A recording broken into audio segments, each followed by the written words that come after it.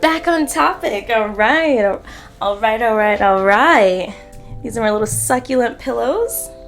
We're getting a little comfy today.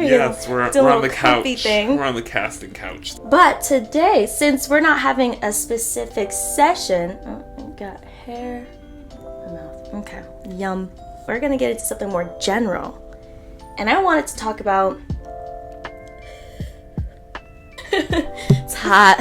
I want to talk about purpose. Well, I was just kind of driving one day and I was just like, you know what, I can accomplish everything I want. And then I was like, for what? That doesn't fulfill anything for me. So now I was like, so really, what's my purpose here? What is purpose? What is really the point in everything that I'm doing? No, I get what you're saying with like purpose. I forgot what they titled this conference. There's always a theme and you really don't know what it really is about. This particular conference, they asked us what would make us happy. We went around the room. They're like, okay, what do you want to accomplish that you feel will achieve happiness? I say, I want to increase my income, I work for anybody, da-da-da-da. And, everyone's going around, and it's like, I want to be in a relationship, this, and this. So we're all going around the room, and then they're like, okay, remember what you said, so now let's all meditate. They're going around the room, and then everyone's answer changed.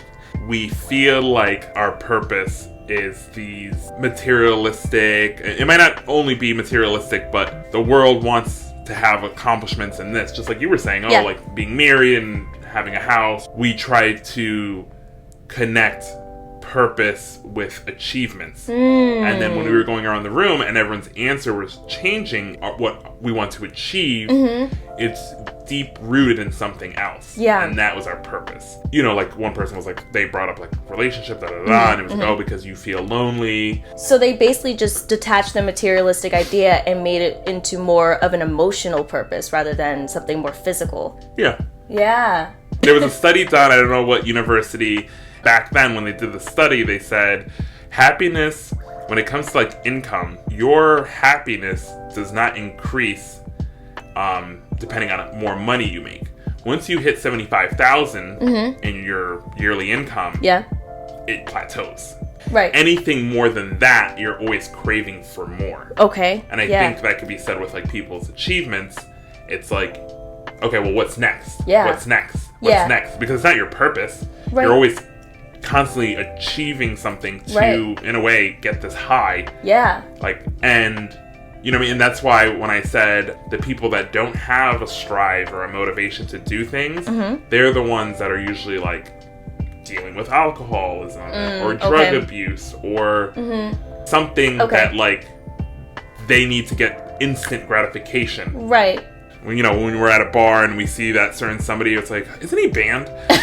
And you're like, oh, and then he's drunk and just sloppy. And then when you sit there and you look at their life, you're not progressing in life. There's nothing, when you talk to certain individuals, you're like, okay, what's new in your life? And this is who I'm talking to. Or, hey, I went out and I partied and this and this. And then where I believe, like with me and you, when we talk, okay, this is what I'm working on. Yeah. And this is this. Right. And there's more fulfillment in those conversations where it's like, okay, and then we bounce ideas back and forth from one another. Because like, what can you bounce off one another when someone's kind of plateaued and just said, this is what it is, and we'll see where it goes kind of thing. Yeah. But it's funny that you mention people with addiction and that struggle with what I would see as coping mechanisms. I feel like they've gotten to that point in their life because they might feel like their purpose has been robbed from them. Because of whatever traumatic experience that they've been through has taken any motive to want to keep going. I also think that people they can't think in that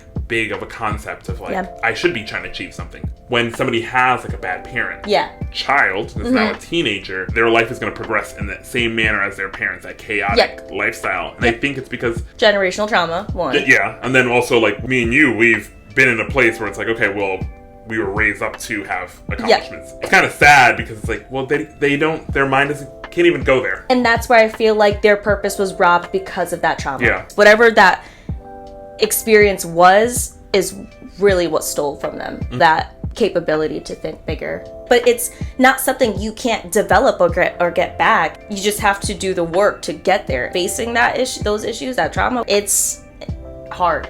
There's people that have gone through trauma and they're split into two.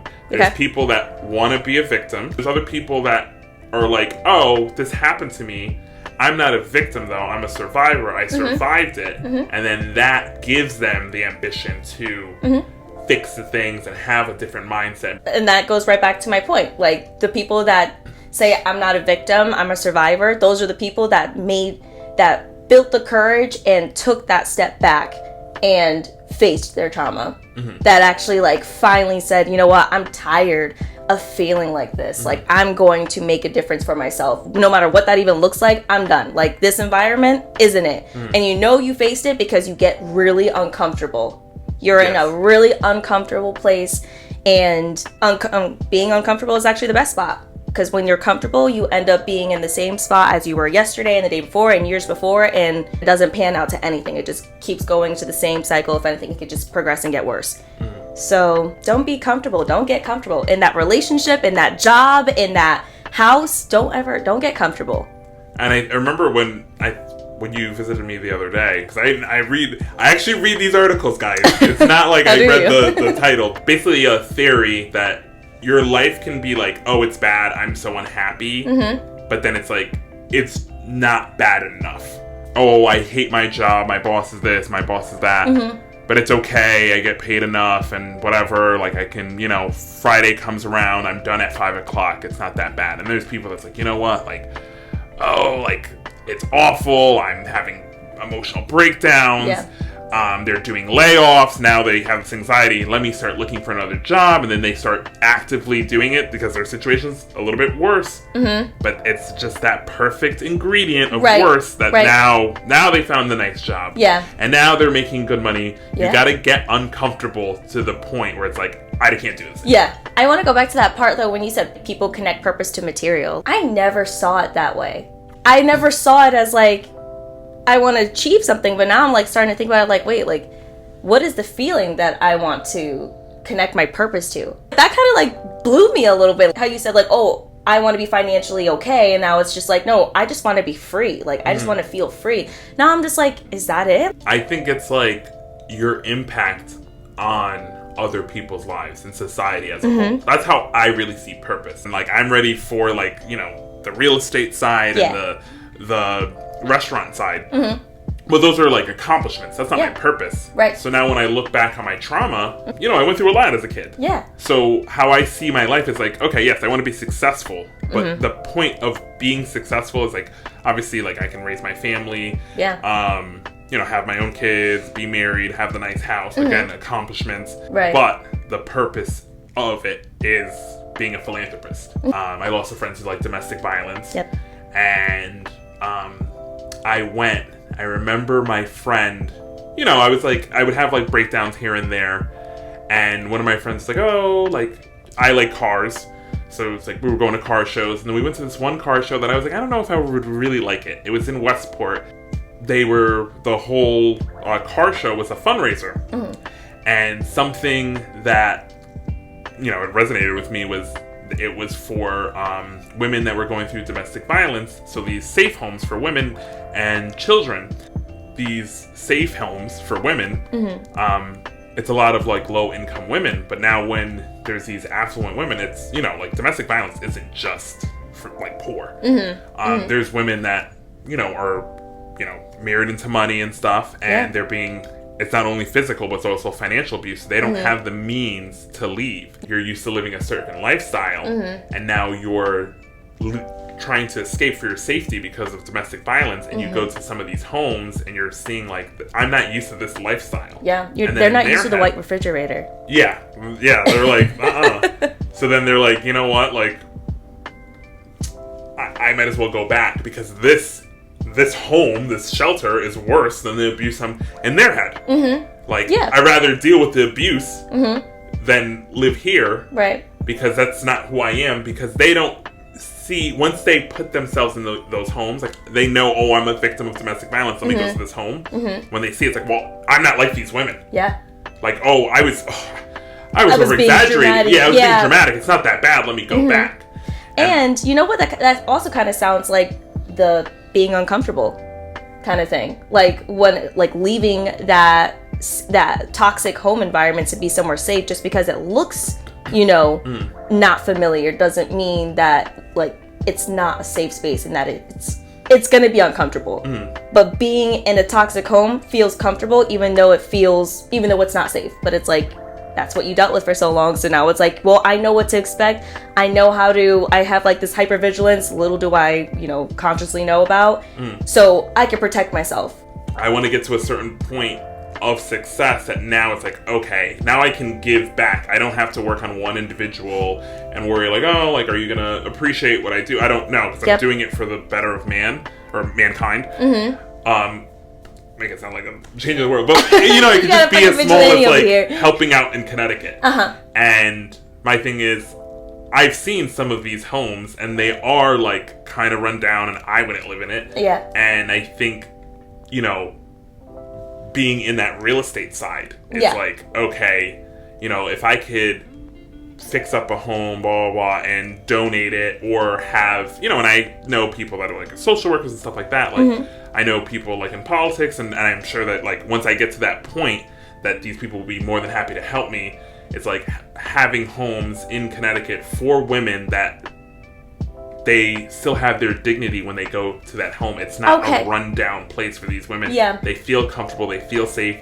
They don't feel unclean going to these homes. Right. It's not run down. It's not, it's, this abandoned house. We'll keep them here. Right. Okay. I can see that now. I understand the perspective of that. Yeah. Where it's not because it's uncomfortable, but it's just because it's like, okay, they're just doing whatever they need to do just to get me out of the spot. And it's just devaluing the person, basically. Yeah. It's not the uncomfortability. It's just now, mind you, also bringing your kids. How do you these women that are taking their kids? Yeah. Somebody that, like my best friend's mom had to go to one of these places. Again, it was awful. It was the worst part of Connecticut. Well, not worst part of Connecticut, but it was a bad town in Connecticut. And then, like we did have to park away from the place, but like she was like, yeah, it's just like da, da, da. And then just hearing her like, I don't know, it's like, and she didn't live in a nicer house before that, but like she was just like, I feel uncomfortable. Like even the politics that were going on in that home was like too much. And so it's like, okay, well, I think these women need a place that's like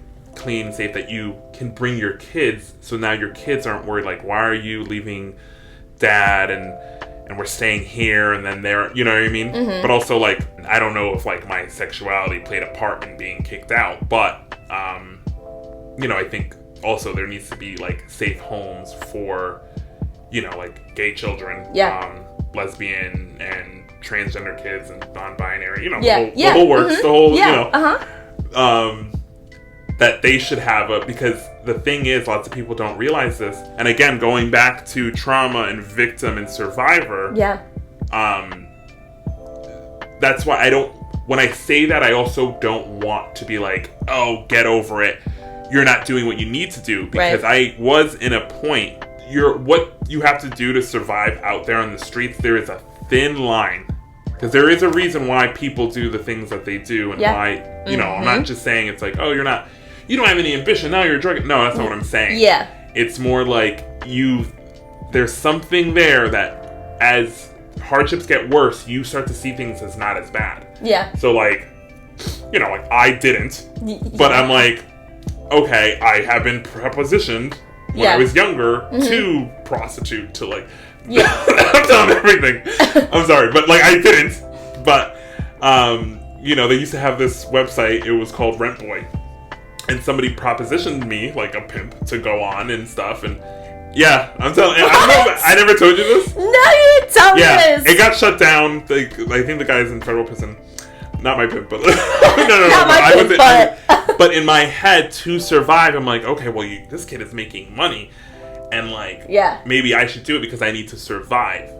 So, and that's something, again, going as being a gay teen, these are the things that could have took me down that path, There's people like the homeless are like, oh, well, they're drug addicts, da da da da da. You don't know that the reason why they're doing heroin is so they can fall asleep because it's cold outside. So heroin is like making them feel warm and cozy so they can actually go to sleep in these like brutal temperatures.